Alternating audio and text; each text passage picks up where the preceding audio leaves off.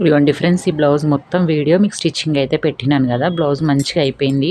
నేను హెమ్మింగ్ కూడా ఇచ్చి హెమ్మింగ్ కూడా చేపిచ్చేసాను. చేపిచ్చిన తర్వాత ఏమైందో చూడండి. నాకైతే చాలా బాధగా ఉంది. ఇది అసలు ఇట్లా ఎందుకు అయిందో నాకే అర్థం కాకుంటున్నది.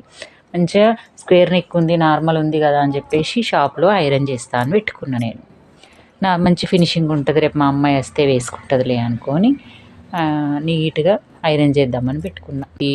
ఇంత కష్టపడి కుట్టిన ఈ బ్లౌజ్ అయితే అయిపోయింది. ఇప్పుడు నేను దీన్ని ఏం చేయాలనో నాకు అర్థం అవ్వట్లేదు. ఇదిగోండి ఐరన్ బాక్స్ పెట్టంగానే ఇలాగే అయితే అయిపోయింది.